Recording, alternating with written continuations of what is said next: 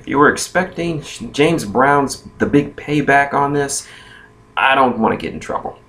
But anyway, hello folks, shintigercurl here, that dude in a straw hat, bringing you yet another awesome video. Sunday night, you know what that means. Time for a WWE pay-per-view on the WWE Network, no less. Which pay-per-view? WWE PAYBACK. That's right. And surprisingly enough, after this one, 2 weeks from now, we're having another pay-per-view in the same month. I don't know what to think about that, but let's get started anyway with the WWE pre-show. Starts us off with a nice little warm-up match between R-Truth and the man formerly known as Cody Rhodes, Stardust. This was a good, decent opening match. I guess they're working on a feud between these two, but I don't really know. But it was a good little way to warm things up. I believe that it was R-Truth that came out with the win over Stardust, but it was an okay match. Nothing really memorable about it, just something to get your blood pumping. Second match on the pre-show was one I was personally looking forward to for comedic value, the Ascension versus the Meta Powers, Axel Mania and Macho Mandow. This match was what you were supposed to be. It was a joke match. It was fun, lighthearted, and entertaining. There was no real big stipulations other than the fact that it was the Ascension versus Axel Mania and Macho Mandow. It wasn't even that long, like 5 minutes. Just enough time for Axel Mania to hulk up. But yeah, in the end, the Ascension take it over with the Fall of Man, which we haven't seen in a while. So yeah, the Ascension's first victory in a long time, and it's against a joke team. That in and of itself is a joke.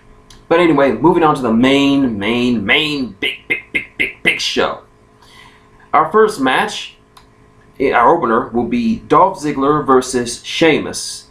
No stipulations, no weird little sidelines, no kind of special match type. This will be a straight up wrestling match, and it was a damn good one.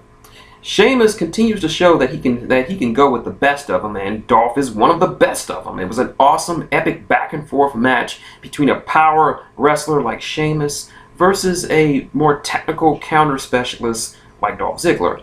At one point, Ziggler even gets a little bit of revenge for last month's humiliating ass kissing at the hands of Sheamus, and he was able to pick up the win. And well, he was able to pick up the win in the last match, but in this one, well, even though he made Sheamus kiss his ass, and that was pretty funny, it ended with Ziggler doing a headbutt against Sheamus's face, when you can clearly see him blade. Dolph Ziggler, you can clearly see him blade.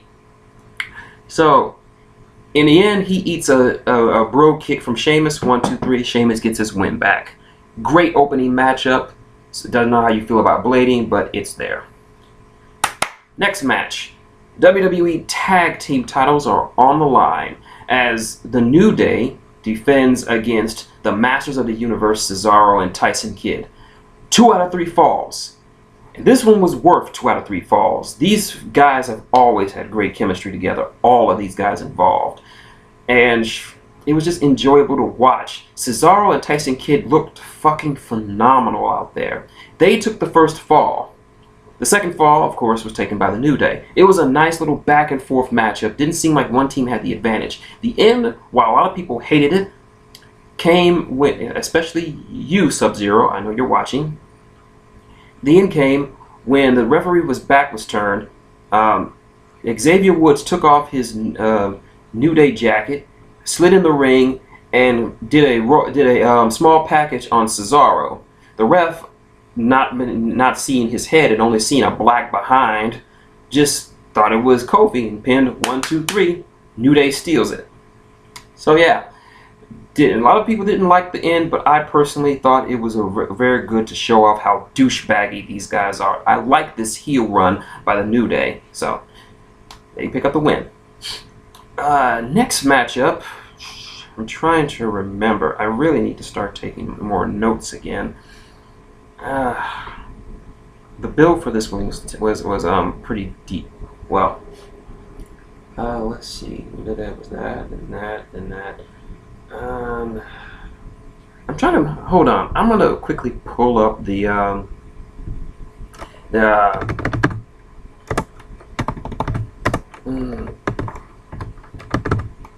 I'm gonna pick up the match listing because I know there's a match I'm forgetting. I don't want to miss any matches, so I'm gonna scroll down. All right, blah blah blah. Shalada. All right, next matchup was somewhat forgettable. What it was, Bray Wyatt versus Ryback. Now, for weeks on weeks, we have been hearing Bray Wyatt cut promos against someone who he described as looking strong, but it was just a fake. Turns out it was Ryback. So this impromptu match happened. It was passable for what it was. I mean, you can't really get a fantastic match out of Ryback because of his limited moveset and overall a stiffer wrestling style. But Bray Wyatt made the most of it. He told a much more interesting story in the ring than Ryback could. So it's there.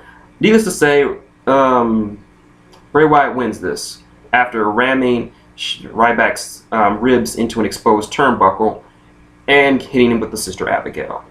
It's an okay match. You could really skip it, and you're not really missing anything great. So, I'm not saying it's bad, but it's probably the weakest match on the card. Next match, John Cena, Rusev, the WWE United States title, in an I Quit match. Now, I believe JBL said it that this kind of match favors Rusev, but here's the problem with that line of thinking.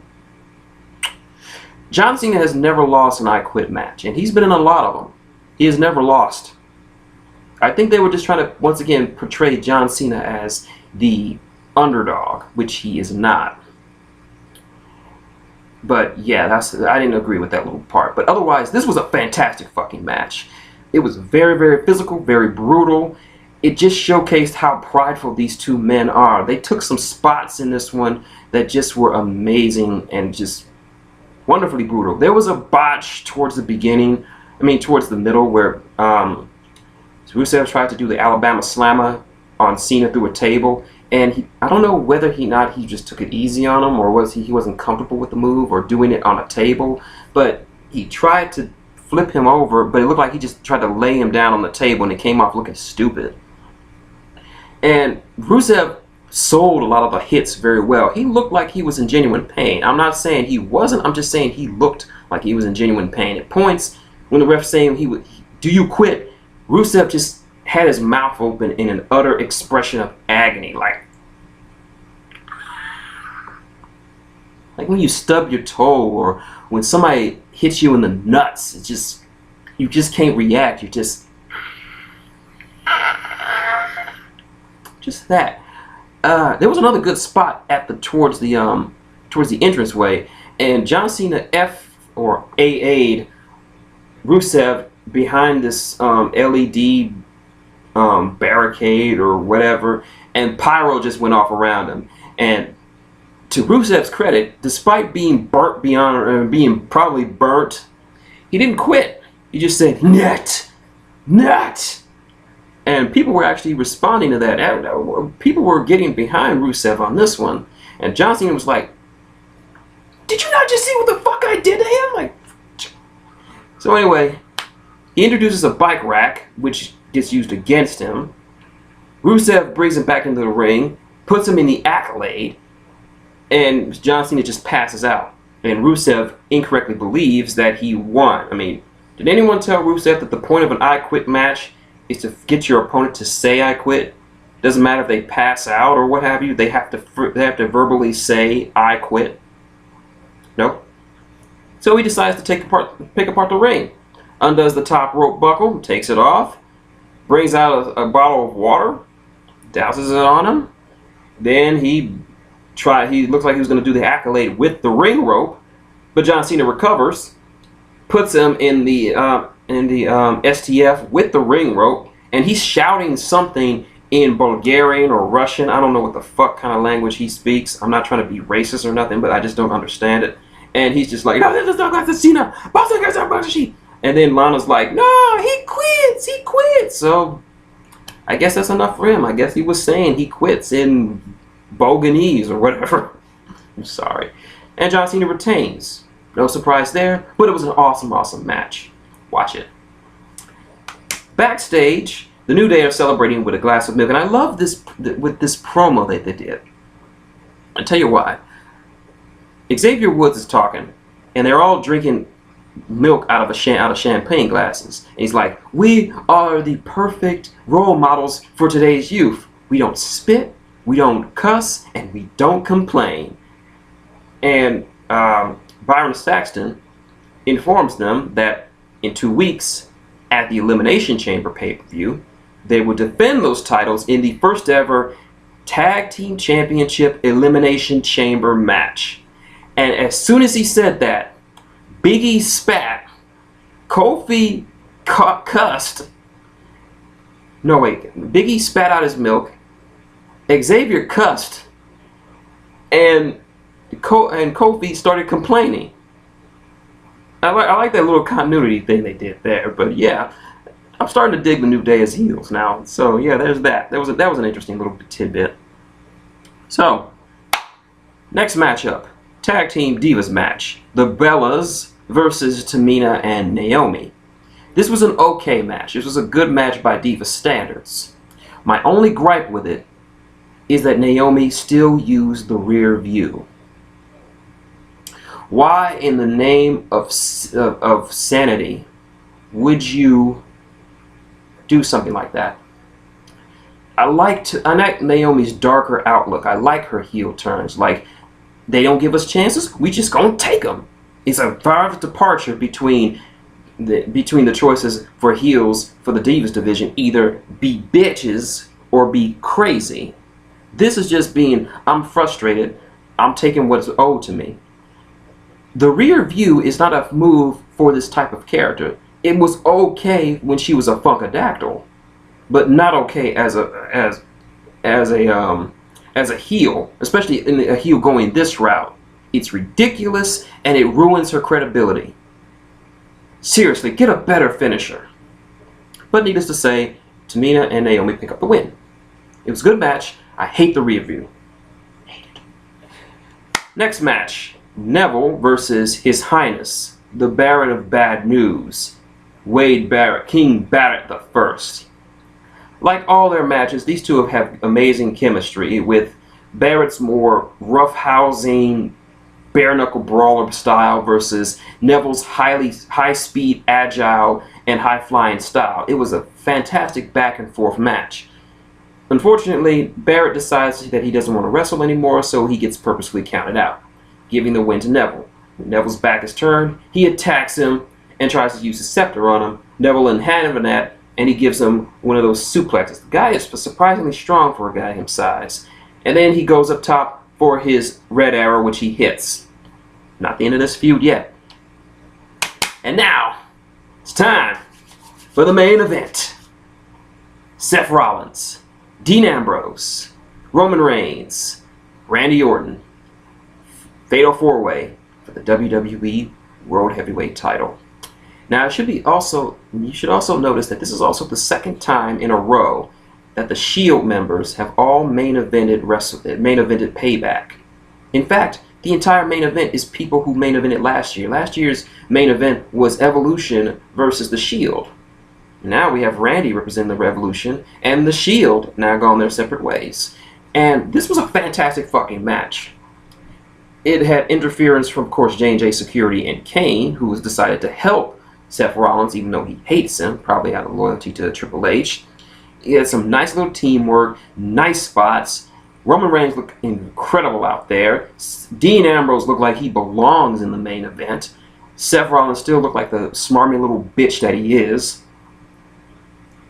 And outside the ring, there was a nice little tidbit where Randy Orton was surrounded by the other three, and they all jump him, and we saw them motion for the triple power bomb, which was the staple of the Shield, and they just destroyed Randy. And the crowd and myself went crazy. This is the first time we've seen some teamwork from these three guys in a long, long time. So it was fun to see. And Seth took it a little bit far. He's like put his hand out like, "Hey guys, Shield!" And Seth and Dean and Roman were like, I don't think so. No titties. What do you think, Roman? Let's put him through a table. So, they were getting the table ready until Kane decided to stick his ass in it. And they deliver a single powerbomb onto Kane with Seth Rollins on the table. It didn't break, so they did it again. So essentially, in the words of my friend Dead X-Man, they hit a motherfucker with another motherfucker. And then with everybody laid out, I liked how they did this. Dean and it was just Dean and Roman left. And Dean and Roman look at each other, and you can see like, yeah, it's gonna be us too. And they just have a little smart little conversation between each other, and it's like, you want to do this? And Dean's like, being Dean, like, loser buys beer, like, okay. They get in the ring, and the crowd is going nuts, and you can just. I had to mark out. I'm sorry. I just enjoyed this little tete-a-tete that they had. And they go one-on-one for a while. Then Seth and Randy get back up. Still chaos going around. You don't know who's going to hit who. Everybody's hitting each other. And then all of a sudden, Seth hits the pedigree on Randy Orton and pins him 1, 2, 3. Seth Rollins retains, which I knew what was going to happen. Then Triple H comes out and congratulates Seth on winning the match. But I don't know how he's going to feel tomorrow, knowing that someone's using his move. So, may see something from Mr. Triple H sooner than later. You never know. But anyway, that was Payback. My thoughts?